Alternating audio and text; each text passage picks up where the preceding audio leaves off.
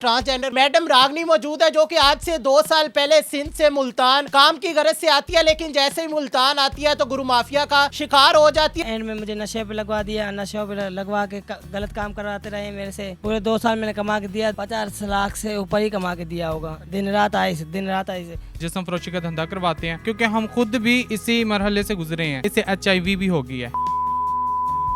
अस्सलाम वालेकुम नाज़रीन, मैं हूं आपका मेज़बान मोहम्मद अकमल और आप देख रहे हैं पाकिस्तान स्टोरी। इस वक्त हमारे साथ ट्रांसजेंडर कम्युनिटी से मैडम रागनी मौजूद है जो कि आज से 2 साल पहले सिंध से मुल्तान काम की गरज से आती है, लेकिन जैसे ही मुल्तान आती है तो गुरु माफिया का शिकार हो जाती है। वो इन्हें नशे पे लगा देते हैं, सारी रात गलत कारी करवाते हैं, जिस्म फरोशी करवाते हैं, दिन के टाइम रस्सियों से इन्हें बांध कर रखते हैं। अब ये उनके चुंगल से आज़ाद हुई है तो इन्हें धमकियां दी जा रही है कि आप हमें इतना मुआवजा दो या हमारे पास रहो, नहीं तो हम आपको पूरे पाकिस्तान में कहीं भी काम नहीं करने देंगे। इससे पहले भी आपने कई केसेस देखे होंगे कि ख्वाजा इसरार कत्ल हो गए, तो मोस्टली ये जो काम होते हैं गुरु माफिया ही करवाता है। इनकी क्या कहानी है, क्या तफसीलात है, इनकी जुबानी जानते हैं। अस्सलाम वालेकुम। वालेकुम सलाम। रागनी, मुझे ये बताएं कि आप मुल्तान कब आए थे? 2 साल पहले आई थी। किसके पास? मैं बल्लो के पास। बल्लो के पास आई थी, किसी के रेफरेंस से आई थी? पहले कहीं मुलाकात हुई? नहीं, पहले कहीं मुलाकात नहीं हुई। मैं पहले दिन इसी के पास ही आई थी। कैसे आई थी? बस ऐसे मैं काम के लिए आई थी तो होटल पे मुझे मिल गई है, ठीक है। इसने बोला आ जाओ, मेरे पास दुकान है, ये वो ऐसे करके मुझे मकान पे ले गए। उधर मेरे को बोलते हैं, मेरे को चारपाई पे बिठाया, खाना वाना खिलाया, मुझे फुल कपड़े वपड़े दिए, खर्चा मुझे खाना पीना फुल दिया इन्होंने।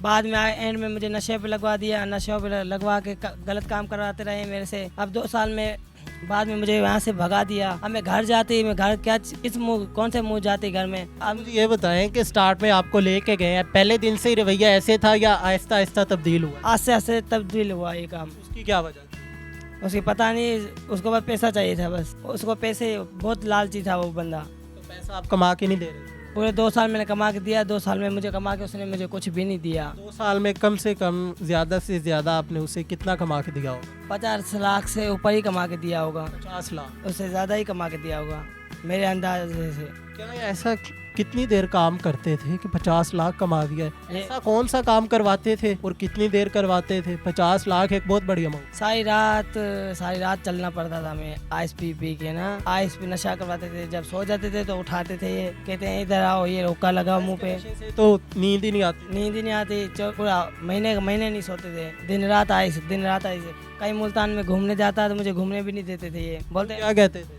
बोला बीले बंदे आते हैं, वो मारेंगे तुम्हें, ले जाएंगे, टींटेंगे। यहाँ होती है ना मूर्तों के अक्सर, तो ऐसे धमकियाँ देते थे। तो मैं डर जाती थी ना, तो मुझे कपड़े देती थी ना चप्पल लेके देती थी मुझे। 2 साल में कितने पैसे दिए आपके गुरु ने आपको? मुझे 2000 की टिकट करवा के दी, मुझे 1000 रुपया दिया बस हाथ में। तो आपने उन्हें कहा नहीं कि क्यों किया है ऐसा? क्योंकि अब मारने पे आ जाती है, कोई बताती नहीं है। बोला चल जाओ घर। तो जब घर के लिए निकले हो तो फिर किसके पास गए हो, क्योंकि आप घर तो नहीं गए? घर नहीं गई मैं, वहाँ से आई मैं गुरु उसके चेले के पास।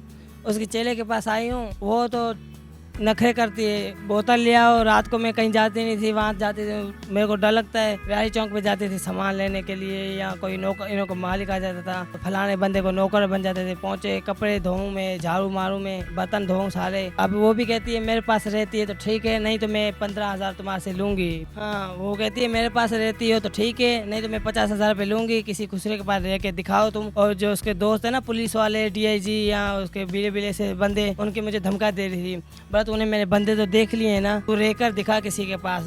मेरे को मैं रेकर दिखाऊंगी, क्यों? मैंने किसी का लेना है कर्जा। अभी अंजुमन साहिबा हमारे साथ है जो कि ट्रांस कम्युनिटी की लीडर है। तकरीबन 250 से 300 ट्रांसजेंडर है जिन्हें गुरु माफिया से आज़ाद करवा चुके हैं ये। तो आप इनके पास कैसे पहुंचे फिर?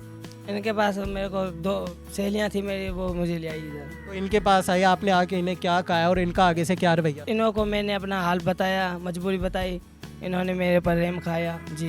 मेरे को पसंद आया माशाल्लाह, काफ़ी मेरी गुरु ये सही है, मैं दिल से मदद करती हूँ इसे। नाज़रीन, आपने रागनी की कहानी जानी। इस वक्त हमारे साथ ट्रांसजेंडर कम्युनिटी की जो लीडर है अंजुमन चौधरी साहिबा, वो भी हमारे साथ मौजूद है। बाकी की जो कहानी है उनकी ज़ुबानी जानते हैं कि आगे इसका क्या होगा और ये जो गुरु माफिया है ये किस तरह एक्टिव है, कितना घिनौना काम है और कितना स्ट्रॉन्ग है, किस तरह लोगों को अपने जाल में फंसाता है। अच्छा, मुझे ये बताइएगा कि रागनी आपके पास आई है, आकर इसने क्या कहा है और आपका आगे से क्या रिएक्शन था, आपने इसे क्या जवाब दिया है, कैसे डील किया? जी, इसने ये मुझे आकर कहा है कि ये मेरे साथ तशद्दुद करते हैं, मारते हैं, ठीक है, रात के टाइम जिस्म फरोशी का धंधा करवाते हैं और दिन के टाइम जो है ना ये मुझे रस्सियों के साथ बांध देते हैं। ये बताएं कि जो गुरु माफिया है वो तो बड़ा स्ट्रॉन्ग है, उनकी जड़ें बड़ी मजबूत है, आप उनके खिलाफ खड़े हो रहे हैं, 250 से 300 ख्वाजा असरा है जिन्हें आप आज़ाद करवा चुके हैं, क्या वजह है, कैसे इनके खिलाफ खड़े हो गए आप अकेले? जी देखे ना किसी को तो जुल्म के खिलाफ खड़ा होना पड़ता है, ठीक है, ये कब तक ये काम चलेगा आखिर, तो क्योंकि हम खुद भी इसी मरहले से गुजरे हैं, हमारे साथ भी ऐसा हुआ, भी हमें भी बेचा गया था, ठीक है, और इसीलिए मुझे बेचा गया था, जो हमारे बड़े थे उन्हें भी बेचा गया था, और इसी वजह से मैंने ये चीज़ सोच ली थी, मेरा 4-5 लाख रुपया इन गुरु माफिया ने खाया था, ठीक है, और इनसे मैं आज़ाद नहीं हो पाया,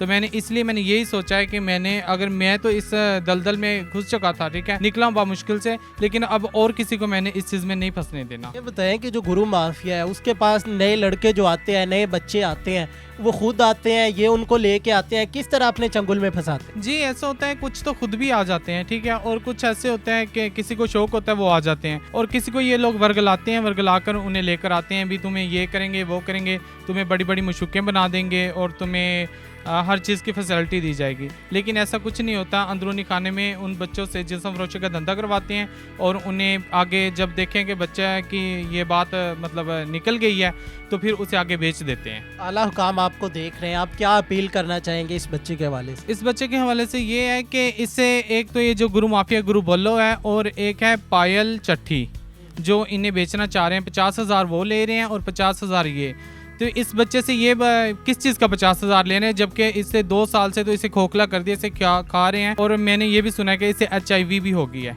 इसी जिस्म फरोशी के धंधे से, तो आखिर इस चीज़ का क्या हल होना चाहिए? नाज़रीन, हमारे साथ अंजुमन साहिबा मौजूद थी और साथ में रागनी मौजूद थी। आपने इनकी कहानी जानी कि किस तरह जो इनकी गुरु थी 2 साल तक इनसे जिस्म फरोशी का धंधा करवाती रही है। लगभग इनका कहना है कि 50 लाख के करीब मैंने उन्हें पैसे भी कमा कर दिए हैं। 2 साल के बाद मुझे 3,000 रुपया देते हैं और वहाँ से भगा देते हैं। अब इन्हें धमकियाँ दी जा रही है कि आप हमारे पास आओ, काम करो, अदरवाइज अगर नहीं करना तो हमें इतने पैसे दो। आला हुकाम से अपील है कि इस मसले का जल्द से जल्द अजाला किया जाए ताकि रागनी अपनी ज़िंदगी आसानी से गुजार सके। अपने मेज़बान मोहम्मद अकमल को दीजिए इजाज़त। अल्लाह निगहबान। ट्रांसजेंडर मैडम रागनी मौजूद है जो कि आज से 2 साल पहले सिंध से मुल्तान काम की गरज से आती है, लेकिन जैसे ही मुल्तान आती है तो गुरु माफिया का शिकार हो जाती है। एंड में मुझे नशे पे लगवा दिया, नशे पे लगवा के गलत काम करवाते रहे मेरे से। पूरे 2 साल मैंने कमा के दिया, 50 लाख से ऊपर ही कमा के दिया होगा। दिन रात आई से जिस्म फरोशी का धंधा करवाते हैं क्योंकि हम खुद भी इसी मरहले से गुजरे हैं, इसे HIV भी हो गई है। नहीं, पहले कहीं मुलाकात नहीं हुई, मैं पहले दिन इसके पास ही आई थी। कैसे आई थी? बस ऐसे मैं काम के लिए आई थी तो होटल पे मुझे मिल गई है, ठीक है। इसने बोला आ जाओ मेरे पास दुकान है, ये वो ऐसे करके मुझे मकान पे ले गए। उधर मेरे को बोलते हैं, मेरे को चारपाई पे बिठाया, खाना वाना खिलाया, मुझे फुल कपड़े वपड़े दिए, खर्चा मुझे खाना पीना फुल दिया इन्होंने। बाद में एंड में मुझे नशे पे लगवा दिया, नशे पे लगवा के गलत काम करवाते रहे मेरे से।